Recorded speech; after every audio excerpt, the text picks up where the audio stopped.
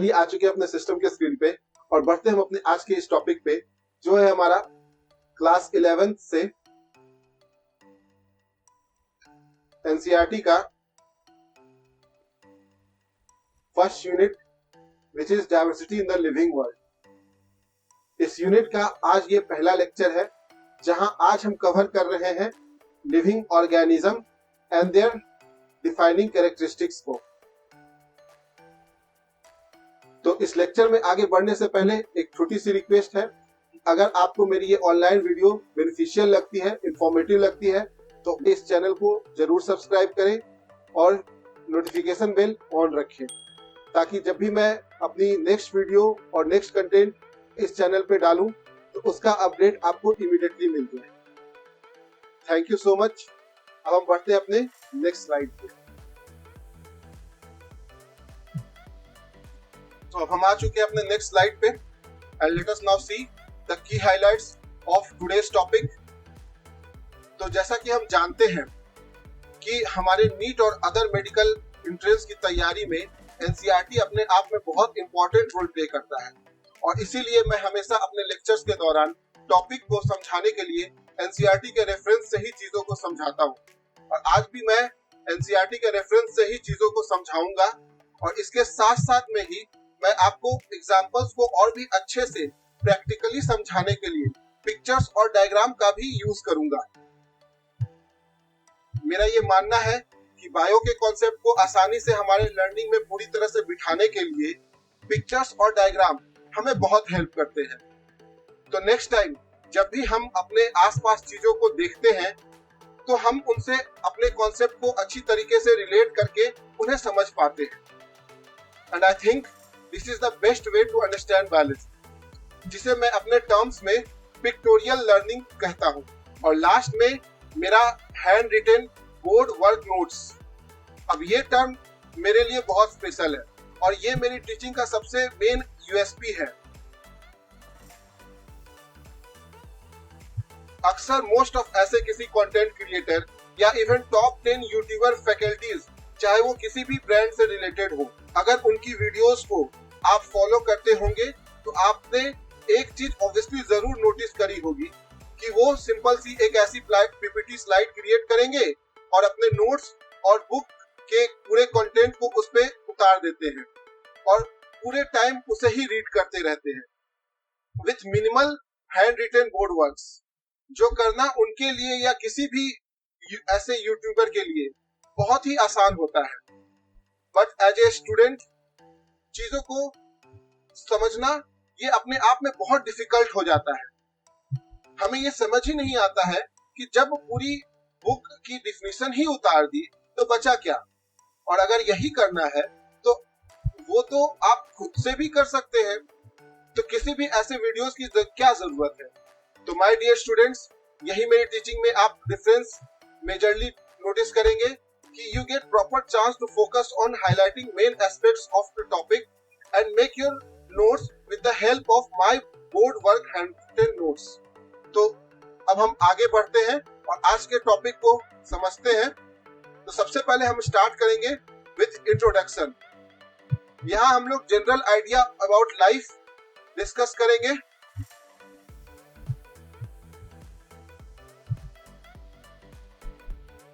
Then हम लोग देखेंगे कि लाइफ फॉर्म क्या होता है और लिविंग प्रोसेसेस किसे कहते हैं।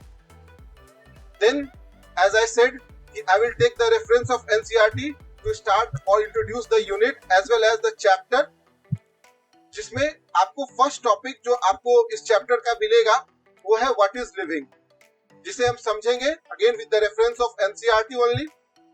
और ये मेरे तरफ से आप सबके लिए बोनस टॉपिक होगा, जो आपको अदर जो जितने टॉपिक्स हैं इस चैप्टर से रिलेटेड उनको समझने में आसानी देगा। Importance of this chapter with exam perspective, ये आपको मैं करवाऊंगा। ये मैं यहाँ पे आपको मैं बताऊंगा कि हो सकता है कि इस टॉपिक से रिलेटेड एग्जाम में उतने क्वेश्चंस ना पूछे जाए, लेकिन हमें एक बात इंपॉर्टेंट वे में समझनी होगी कि किसी भी बिल्डिंग को बनाने के लिए उसकी जैसे बेसिक नींव की जरूरत होती है, एक प्लिंथ की जरूरत होती है, उसी तरह से हमारे लिए ये चैप्टर एक प्लिंथ का काम करता है यहाँ। अदर चैप्टर्स, अदर टॉपिक्स को समझने के लिए जो आने वाले समय में जहां पर से मेजरली क्वेश्चंस फॉर्म होंगे, उस समय आपको जो सवाल उठेंगे उन सब का जवाब आपको इस चैप्टर से मिलेगा। तो इसीलिए ये चैप्टर समझना इंपॉर्टेंट हो जाता है। तो लिंक टू अदर टॉपिक और चैप्टर्स मैं आपको बताऊंगा again with the reference of NCERT. जिसके बाद हम लोग 5 important characteristics of living organism, इसको हम लोग डिस्कस करेंगे one by one. Growth, reproduction, metabolism, consciousness, cellular organisation. और जब हम सारे कॉन्सेप्ट को क्लियर कर लेंगे तब हम बढ़ेंगे अपने नेक्स्ट स्लाइड पे, जहां हम लोग प्रीवियस ईयर क्वेश्चन जो अप टू मैंने 35 इयर्स ऑफ क्वेश्चंस के कलेक्शन से निकाला है, जहां इस टॉपिक से क्वेश्चन को फॉर्म किया गया है, हम उसे डिस्कस करेंगे। इसके अलावा कुछ सैंपल क्वेश्चंस भी हम लोग डिस्कस करेंगे जो एक्सपेक्टेड होगा इस टॉपिक से रिलेटेड एग्जाम में पूछे जा सकते हैं, उसे हम समझेंगे। ठीक है, तो अब हम बढ़ते हैं अपने नेक्स्ट स्लाइड पे। आ चुके हैं हम अपने नेक्स्ट स्लाइड पे, और एक सवाल जो हमने कभी न कभी अपने लाइफ में जरूर सोचा होगा, व्हाट इज लाइफ? जिंदगी किसे कहते हैं? जीवन क्या होता है? जीवन के क्या मूल्य है ना?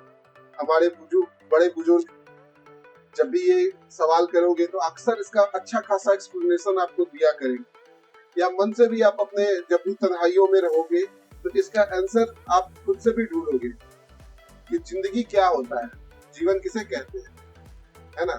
तो एक तो तरीका है कि हम फिलोसफिकल तरीके से इस सवाल के आंसर को ढूंढें। एक तो हमारा फिलोसफिकल वे है। ज्यादा कुछ समझ में नहीं आ रहा है तो हम लोग कभी न कभी गूगल दीदी की मदद ले लेते हैं, गूगल वाली दीदी की, है ना?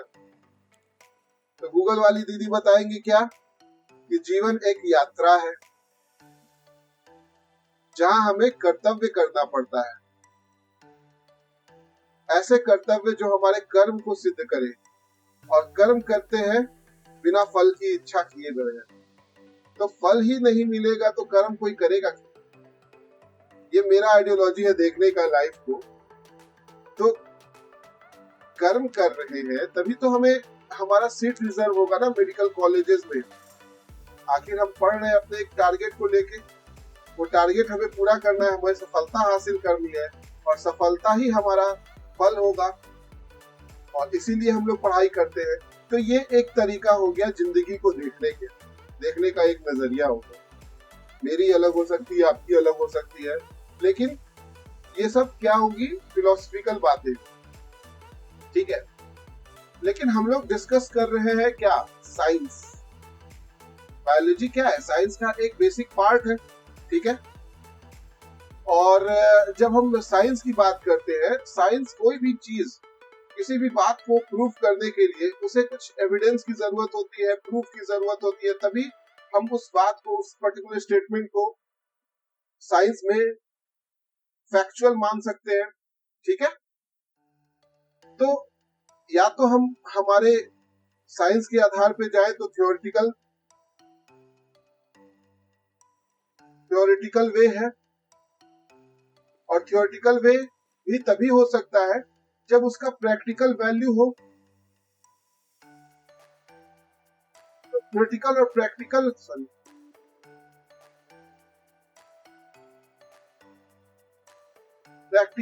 थ्योरेटिकल वैल्यू तभी हो सकती है जब लाइफ का कोई ना कोई एक डेफिनेशन हो, तभी तो उसके थ्योरेटिकल और प्रैक्टिकल एस्पेक्ट से भी वो प्रूफ होना चाहिए कि जो भी हम थ्योरी दे रहे हैं वो प्रैक्टिकल वे में भी फैक्चुअल होनी चाहिए बातें, तभी वो साइंस के टर्म्स में एक्सेप्टेड होंगी, ठीक है ना। तो आपने कभी ना कभी पढ़ा होगा अपने लाइफ में, या फिर अपने किसी न किसी से, क्यों न कोई किसी टीचर से आपने सुना होगा, या किसी बुक से पढ़ा होगा, तो या फिर खुद से भी अगर आप इस बात को समझे तो आप कह सकते हैं कि life is a form of energy. Life is a form of energy है which can neither be seen, जिसे देखा नहीं जा सकता है, neither be which can neither be seen nor be touched, छुआ नहीं जा सकता है, देखा नहीं जा सकता है, but it can be simply experienced. It can be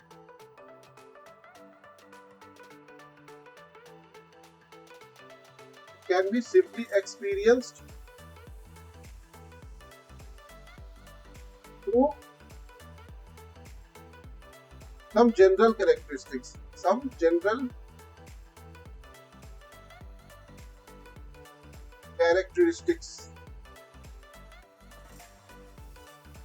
तो थ्रू सम जनरल कैरेक्टरिस्टिक्स हम लोग लाइफ को समझते हैं, है ना। डेफिनेशन आपके लिए नॉट सच इम्पोर्टेंट है, क्योंकि हमें लाइफ के मतलब को समझना है, ठीक है ना।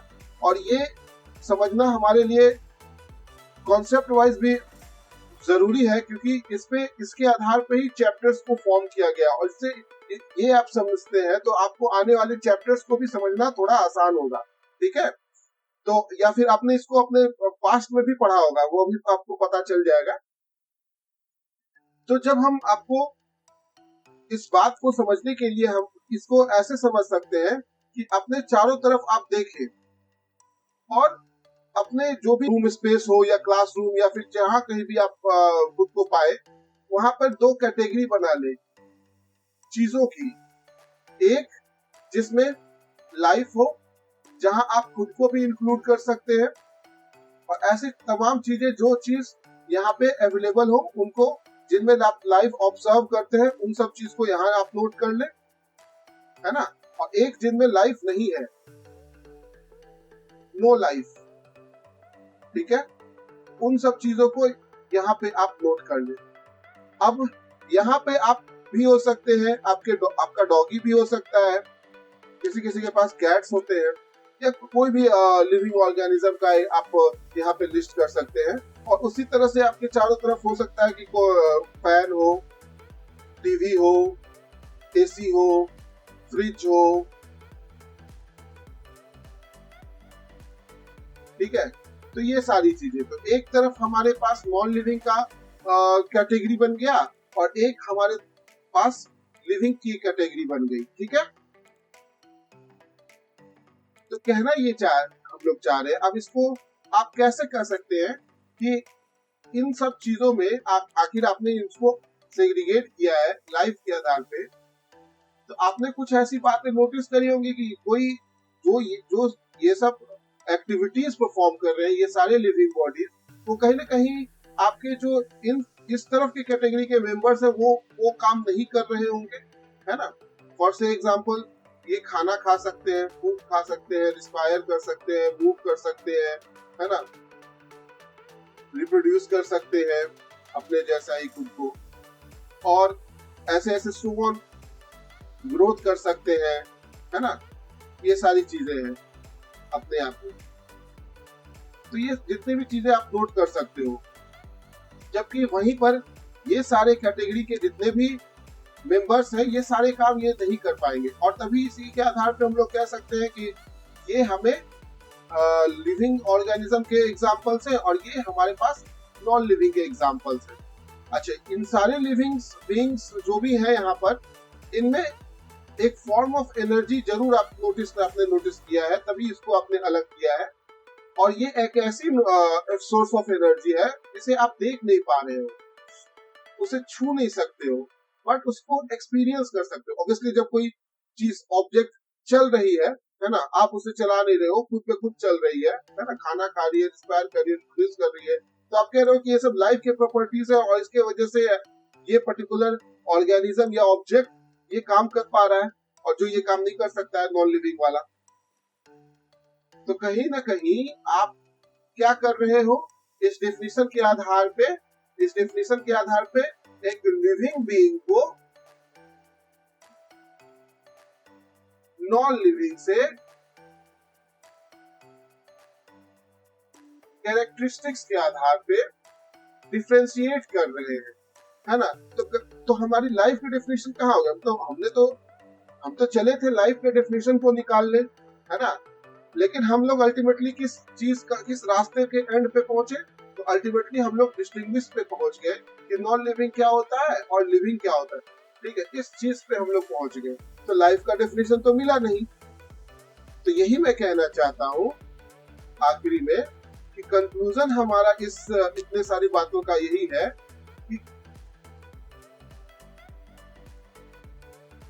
कि लाइफ की कोई डेफिनेशन इसकी होती ही नहीं है, ठीक है, नो डेफिनेशन है। बस हम लिविंग बीइंग को समझते हैं, लिविंग बीइंग लाइफ जिसमें बोलते हैं, मतलब जो लिविंग बीइंग है उनमें लाइफ होगा, और जो नॉन लिविंग है उनको लाइफ नहीं बोलते। लाइफ क्या है, टोटल जितने भी कैरेक्टरिस्टिक्स है उन सबका एक ऑल टुगेदर कैलकुलेटिव मतलब हम लोग पहुंच जाते हैं, ठीक है। तो आज से हमें बोलना लाइफ है, समझना क्या है, लिविंग बीइंग, समझना है लिविंग बीइंग, ठीक है, ओके। तो एक ये बात हो गई। दूसरे क्वेश्चन पे हम बढ़ते हैं, और ये है हमारा हाउ लाइफ ओरिजिनेटेड या लिविंग बीइंग। जब हम समझ चुके हैं लाइफ क्या है, तो how living being basically originated. तो अब हमारे मन में ये सवाल उठना बहुत लाजमी है, और वो भी अपने आप में बहुत इंटरेस्टिंग सवाल है कि हाउ लाइफ ओरिजिनेटेड। सबसे पहले लाइफ आया कहाँ से था और कैसे आया, कहाँ पे आया, किस फॉर्म में आया, किस मीडियम में आया, ये सवाल उठना हमारे लिए बहुत कॉमन है, ठीक है। तो जैसा मैं पहले भी आपको बताया कि जब ये चैप्टर पढ़ते हैं और इसके कॉन्सेप्ट को जैसे जैसे आप क्लियर करते चलते हैं, आपको अदर सवाल के आपके मन में आने लगेंगे, या फिर कुछ सवालों के आंसर्स आपको सॉल्व होते चले जाएंगे। तो वैसे ही एक सवाल में से ये सवाल जो हमारे स्क्रीन पे भी दिख रहा है, ये हमारा एक सवाल है, ठीक है, जिसका आंसर आप कहाँ आपको मिलेगा। तो जब आप क्लास 12 के अपने हायर क्लासेस में पहुंचोगे, तब वहां पर आपको एक चैप्टर पढ़ना है जो आप शायद क्लास 10th में भी पढ़े थे, इवोल्यूशन चैप्टर। तो अब इसको क्लास 12 में आप डिटेल वे में पढ़ोगे इवोल्यूशन चैप्टर, और उसका एक रेफरेंस आपको, जैसा मैं बताता ही हूँ कि मैं एनसीईआरटी से रेफरेंस लेता हूँ, तो इसका भी एक रेफरेंस देखिए आपको मैं दिखा देता हूँ कि कहाँ पे आपको ये चीज का बेनिफिट आपको मिलेगा इस चैप्टर और इस टॉपिक को कवर करते हैं तो, ठीक है। तो देखिए इसको दिखाता हूँ, ये देखिए ये चैप्टर है evolution, again from the NCERT, जो आपको क्लास 12 में पढ़ने को मिलेगा। और इसका सबसे पहला टॉपिक ही है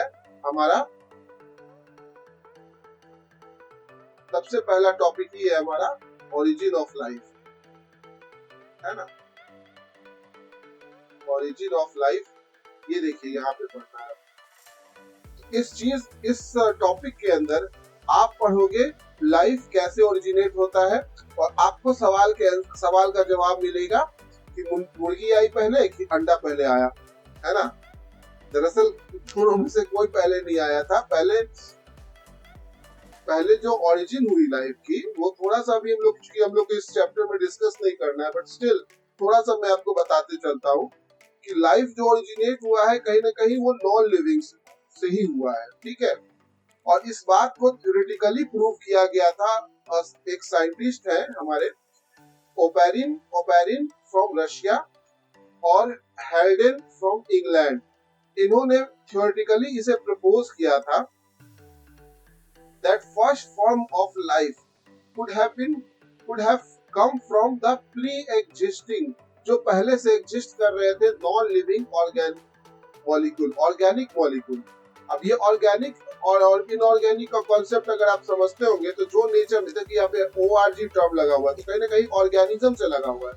इसको पकड़ने का एक ये भी तरीका है, ये भी ट्रिक मैं आपको दे रहा हूँ कि जहाँ कहीं भी ORG अगर वैसे अगर देखोगे, तो मोस्ट ऑफ द केसेस में क्या होता है, वो कहीं ना कहीं ऑर्गन या ऑर्गेनिज्म कहीं ना कहीं इस चीजों से लगा रहता है, ठीक है। तो यहाँ से आप मतलब समझ सकते हैं। तो जब हम नॉन लिविंग ऑर्गेनिक मॉलिक्यूल की बात करते हैं, तो नॉन लिविंग ऑर्गेनिक मॉलिक्यूल क्या हो गया, तो ऐसे ऑर्गेनिक मॉलिक्यूल जो कभी न कभी किसी लिविंग बॉडी के अंदर बने होंगे या लिविंग बॉडी के पार्ट, है ना, तो उनको हम लोग कहेंगे ऑर्गेनिक मॉलिक्यूल।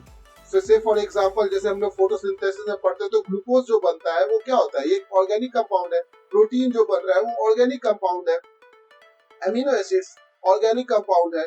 तो ये सारे जो ये ऑर्गेनिक मॉलिक्यूल है, तो ये सारी जो चीजें देखिए यहाँ पे भी बताया गया। आरएनए, आरएनए एक न्यूक्लिक एसिड है। डीएनए आरएनए का पढ़ा होगा आपने कॉन्सेप्ट। डीएनए आरएनए प्रोटीन ये सब क्या है, ऑर्गेनिक मॉलिक्यूल्स हो गए, ठीक है। तो अब क्या है कि ये नेचर में एज ए प्रोटीन के फॉर्म में एज ए, या इसके जो बेसिक कंपोजिशन है, जैसे नाइट्रोजन का कंपोजिशन होता है ना, इसमें एडेनिन का कंपोजिशन होता है, गुआनिन का कंपोजिशन होता है, साइटोसिन का कंपोजिशन होता है, फास्फोरस का कंपोजिशन होता है, थायमिन थायमिन नहीं, यूरासिल का, आरएनए है तो यूरासिल और डीएनए है तो थायमिन, थायमिन या यूरासिल का कंपोजिशन होता है। तो बेसिकली ये सब चीजें, तो ये भी कहीं ना कहीं नॉन लिविंग मैटर है और मिनरल्स है, ओर्स है, जिसके थ्रू ये चीजें फॉर्म हुई। और नेक्स्ट इस ये अपने आप में एक एटमॉस्फेरिक सराउंडिंग कंडीशंस में के अंदर ये सब चीजें अपने आप में रिएक्ट होती चली गई और धीरे धीरे नॉन लिविंग इनऑर्गेनिक मॉलिक्यूल से नॉन लिविंग ऑर्गेनिक मॉलिक्यूल में कन्वर्शन आया, ठीक है। अब ये ऑर्गेनिक मॉलिक्यूल को हम लोग कैसे बोलेंगे कि it is the precursor of life, ये इसी से लाइफ स्टार्ट हुई है ना। तो आप देखोगे तो ये चीजें आप यहाँ पे पढ़ना, आप they had the first self replicating metabolic capsule, मतलब ये तो आपको डिटेल में बता रहा है कैप्सूल वगैरह, आप यहाँ तक आप समझे इस बात को कि they had property to self replicate, वो खुद से खुद को वन से डबल कर ले सकने की उनमें कैपेबिलिटीज थी, ठीक है ना। तो पहले जो कंडीशन थी, एटमॉस्फेरिक कंडीशंस जो थी, उनको इस तरह की फेवरेबल सिचुएशन क्रिएट किया गया कि वो आपस में रिएक्ट करते चले गए। और आप देखोगे condition on earth, the condition on earth where at high temperature, volcanic storm were there, reducing atmosphere were there, reducing atmosphere मतलब reactive atmosphere was there, जिसमें प्रेजेंस ऑफ मीथेन, अमोनिया, ये सब चीजें पाई गई। और ये तो हो गई कि इन्होंने अपने थ्योरेटिकल वे में इसको कहा। तो मैंने आपको बोला कि ये थ्योरेटिकल बात इन्होंने कही, मैंने आपको बोला कि कोई भी चीज थ्योरेटिकल वे में ही सिर्फ बोलना काफी नहीं होता है, उसका प्रैक्टिकल वैल्यू भी होना चाहिए। तो अदर साइंटिस्ट आप देखोगे यहाँ पे मेंशन किया गया है, SL Miller, an American scientist. उन्होंने क्या किया, इसी तरह की एटमॉस्फेयर क्रिएट किया इन हिज लेबोरेटरी, ठीक है। सिमिलर कंडीशन इन्होंने क्रिएट किया इन लेबोरेटरी और उसी तरह का कंपोजिशन उन्होंने एस्टैब्लिश कर रखा, जिसमें वाटर इंक्लूडिंग वाटर वेपर और 800 डिग्री सेल्सियस के एटमॉस्फेरिक कंडीशन को उन्होंने मेंटेन किया, ठीक है। तो जिसमें after passing through electric discharge, जिसमें आप देखोगे तो पढ़ोगे कि वहां पर कुछ इलेक्ट्रिसिटी भी प्रोड्यूस की गई थी, इलेक्ट्रिक स्पार्क क्रिएट किया गया था, which led to react these molecule their self, ठीक है, itself आपस में इन्होंने ये रिएक्ट किए और रिएक्ट करके सबसे पहले फॉर्मेशन हुआ एमिनो एसिड का, ठीक है ना, एमिनो एसिड का फॉर्मेशन हुआ। कुछ और भी चीजें फॉर्म हुई थी जो अदर साइंटिस्ट के थ्रू फॉर्म पता चली थी, वो है sugar, nitrogenous bases, pigments and fats, ये सब चीजें फॉर्म हुई थी, ठीक है ना। तो अब जब ये सारी चीजें हैं तो ये सब क्या है, नॉन लिविंग ऑर्गेनिक मॉलिक्यूल्स हो गए। तो आपस में जब ये कॉम्बाइन हो गई तो इनमें सेल्फ रेप्लिकेटिंग कैपेसिटी या मेटाबॉलिज्म या फीचर डेवलप हो गया, ठीक है ना, ताकि ये चीजें और भी ज्यादा अपने आप में रिएक्टिव हो सके और इमीडिएटली एक से डबल से ट्रिपल हो सके, ठीक है ना। तो देखिए इस तरह का कंडीशन इन्होंने क्रिएट किया था एक फ्लास्क की मदद से, जिसमें इलेक्ट्रिक डिस्चार्ज, स्पार्क डिस्चार्ज कराया गया था। जैसे बिजली खड़कती है ना, और बिजली के खड़कने से एटमॉस्फेरिक कंडीशन में जो गैसेस वगैरह होते हैं, चाहे जो केमिकल्स होते हैं, वो आपस में रिएक्ट करते हैं, एक हीटिंग एजेंट का काम करता है इलेक्ट्रिक जो स्पार्क होता है। तो उसी तरह की एटमॉस्फेरिक कंडीशन यहाँ पे क्रिएट की गई थी, ठीक है।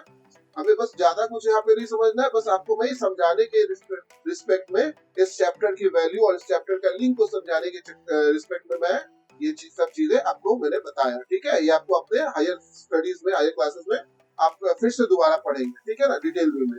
ओके, हैविंग सेड दैट, अब हम मूव करते हैं अपने आज के टॉपिक पे। नेक्स्ट, जब हम लिविंग ऑर्गेनिज्म के ओरिजिन को समझ चुके तो हम जानेंगे कि लाइफ फॉर्म्स हमारे पास कई तरह के लाइफ फॉर्म्स हो सकते हैं, है ना, जो एक यूनिसेलुलर के फॉर्म में भी हो सकता है। फॉर एग्जांपल यूनिसेलुलर में आपको एग्जांपल देखिए आपके सामने है, ये प्रेजेंट है बैक्टीरिया का, है ना, तो ये भी यूनिसेलुलर है। और साथ साथ में बैक्टीरिया आप जानते हैं मोनेरा किंगडम का ऑर्गेनिज्म है ना, जबकि ये क्या है, प्रोटिस्टियंस। प्रोटिस्टियंस में ये सारे भी यूनिसेलुलर होते हैं, ये सारे भी यूनिसेलुलर हैं।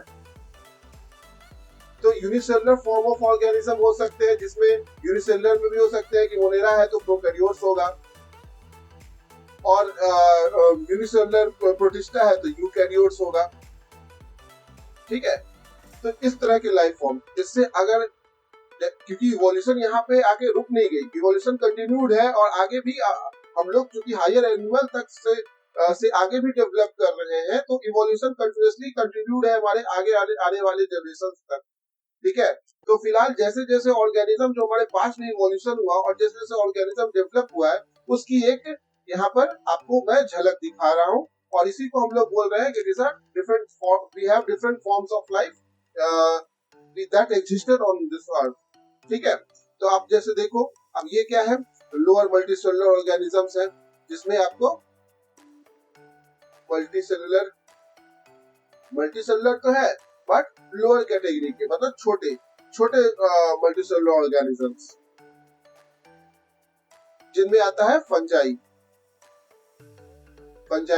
यहाँ पे आप देखो लोअर मल्टीसेलुलर ऑर्गेनिज्म में यहाँ पे एल्गी का भी बताया गया है। These are also lower multicellular organism, lower multicellular organisms है।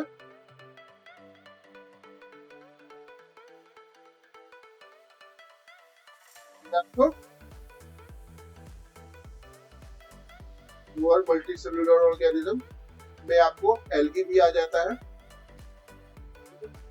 अब ये हो गए, फिर आपके हायर मल्टीसेलुलर ऑर्गेनिजम्स में आपको प्लांट की कैटेगरी है, जो थैलोफाइटा ब्रायोफाइटा की बात करते हैं, ब्रायोफाइटा, टेरिडोफाइटा, और जिम्नोस्पर्म हो गया, एंजियोस्पर्म हो गया, flowering plant, non flowering plant, इसकी बात हम लोग करते हैं। तो basically these are higher multicellular in case of plant. वही अगर हम बात करें, these are higher multicellular animals.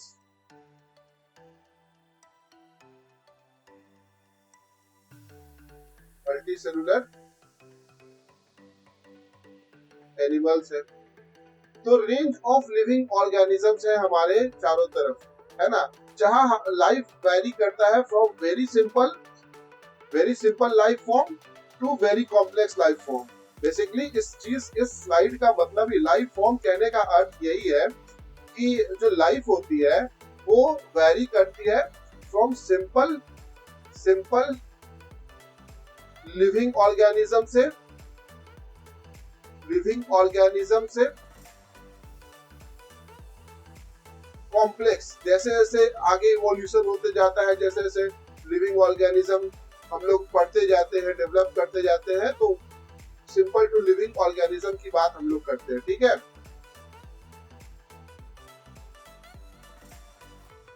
तो जब हम लाइफ प्रोसेसेस, लिविंग फॉर्म्स को भी समझ चुके, तो आपने एक चीज पढ़ा होगा अपने क्लास 10th में, लाइफ प्रोसेसेस। अब देखिए बात वही हो गई। अब यहाँ हम देख क्या रहे हैं कि लिविंग बोल समझ रहे हैं क्या, इधर आपको समझना इधर वे में है, या तो लाइफ बोले तो लिविंग समझना है, और लिविंग बोले तो लाइफ समझना है। तो आपने क्लास 10th में पढ़ा होगा लाइफ प्रोसेसेस। तो हम ये जानते हैं, हम ये पहले भी पढ़ चुके हैं अपने लोअर क्लासेस में, कि अगर हम कोई भी लिविंग ऑर्गेनिज्म को कंसीडर करते हैं, अगर हम अपने चारों तरफ किसी भी लाइफ को या लिविंग ऑर्गेनिज्म को कंसीडर करते हैं, तो एक बात तो तय है कि उनमें कुछ ऐसे प्रोसेसेस हैं जो उन्हें अपनी लाइफ को मेंटेन करने के लिए करनी पड़ेगी, है ना, जिसमें आ जाएगा न्यूट्रिशन, रेस्पिरेशन आ जाएगा, और क्या आता है आपको याद करो, बताएं, रेस्पिरेशन, ट्रांसपोर्टेशन आएगा, और क्या था बताइए, और एक्सक्रीशन, राइट, एक्सक्रीशन, ठीक है। तो एक्सक्रीशन आता है। तो ये सारे आप ऑलरेडी आप कॉन्सेप्ट ले चुके हो अपने लोअर क्लासेस में, और अब आपको फोकस करना है लाइफ के। तो कहीं ना कहीं इस चैप्टर का रिलेशन आपके पिछले लोअर क्लासेस से भी है और अपने आने वाले चैप्टर्स और आप अपने आने वाले हायर क्लासेस से भी है। इसीलिए ये अपने आप में बहुत इंपॉर्टेंट चैप्टर बनता है। मैंने पहले ही बताया कि एज ए प्लिंथ के रूप में ये काम करता है। किसी भी बिल्डिंग के लिए बनाने के लिए फिर जैसे प्लिंथ की जरूरत होती है, बिना प्लिंथ के कोई बिल्डिंग खड़ी नहीं हो सकती है, उसी तरह से ये चैप्टर अपने आप में इतना इंपॉर्टेंट रोल प्ले करता है। ठीक है तो छोटा सा चैप्टर, लेकिन बस चीजों का कॉन्सेप्ट, चीजों के आंसर्स आपको यहीं से मिलेंगे। ठीक है, मूव करते हैं अपने नेक्स्ट स्लाइड पे। ऑलराइट स्टूडेंट्स, तो अब हम आ चुके हैं अपने नेक्स्ट स्लाइड पे, और जिसे अब हम कवर करेंगे अपने नेक्स्ट क्लास में। ठीक है, तो अगली क्लास में जाने से पहले आप सबको एक बार मैं फिर से बता दूं कि आज का जो हमारा ये topic the diversity in the living world का ये पहला लेक्चर था, जहां आज हमने कवर किया है the general idea of life and the living organisms. और इसके साथ साथ हमने ये भी समझा कि we have diverse form of life और the living organisms that exist on our earth. ठीक है, तो जो कॉन्सेप्ट आज हमने इस लेक्चर के दौरान सीखा है, नेक्स्ट क्लास में हम उसके एप्लीकेशन को समझेंगे with introduction to the unit and the chapter with reference to NCERT. तो अब एक बहुत इंपॉर्टेंट बात जो आप लोग को मुझे बतानी है कि आपकी कन्वीनियंस के लिए इन फ्यूचर मैंने अपनी आने वाली जितनी भी वीडियोस हैं उसको ज्यादा लेंदी और कॉम्प्लिकेटेड न रखते हुए 30 मिनट या 40 मिनट की वीडियो या 45 मिनट की वीडियोस को मैं बनाया करूंगा। हो सकता है उससे कम की भी हो। एज पर टॉपिक मैं वीडियोस को बनाऊंगा। आपके आने वाले जितने भी चैप्टर्स हैं उनको टॉपिक वाइज मैंने बांट लिया है और उसके अकॉर्डिंग मैंने वीडियोस को क्रिएट किया है, ताकि आपको हर टॉपिक का लिंक और इम्पोर्टेंस समझा सकूं और उससे रिलेवेंट जो भी क्वेश्चंस अब तक पूछे गए हैं, प्रीवियस ईयर क्वेश्चन जो पूछे गए हैं या एक्सपेक्टेड क्वेश्चन जो पूछे जा सकते हैं, उन सबको मैंने कवर किया है। और आप इसे अपने सुटेबल टाइम के अकॉर्डिंग जब भी आपको समय मिले, है ना, उसे आप देख सकते हैं, समझ सकते हैं, ताकि इसका मोस्ट बेनिफिट आपको आपके सुटेबल टाइम के अकॉर्डिंग आपको मिल सके। ठीक है, तो अगर आपको आज की मेरी ये वीडियो इंफॉर्मेटिव लगी है, बेनिफिशियल लगी है, तो मैं चाहूंगा कि आप इस वीडियो को जरूर लाइक करें और अपना सपोर्ट जरूर दें। आपका यही सपोर्ट मेरे लिए एकमात्र मोटिवेशन होगा आप तक ऐसी ही नई इंफॉर्मेटिव वीडियोस को लाने के लिए। इसके अलावा आपका कोई सवाल या मैसेज हो तो आप उसे नीचे कमेंट करके अपना वैल्यूएबल फीडबैक जरूर मुझे दें। आपका वैल्यूएबल फीडबैक ही मेरी अपकमिंग वीडियोस को और भी रिफाइन बनाएगा। इस चैनल पे अब आपकी डिफरेंट टॉपिक से रिलेटेड रेगुलरली क्लासेस अपडेट हुआ करेंगी, तो ये बहुत जरूरी है कि आप चैनल को सब्सक्राइब करें और नोटिफिकेशन बेल ऑन रखें, ताकि जब भी मैं अपनी नेक्स्ट वीडियोस को इस चैनल पे अपलोड करूं तो उसका इंफॉर्मेशन आपको इमीडिएटली मिल जाए। Thank you so very much. मिलते हैं अपने नेक्स्ट क्लास में। जय हिंद।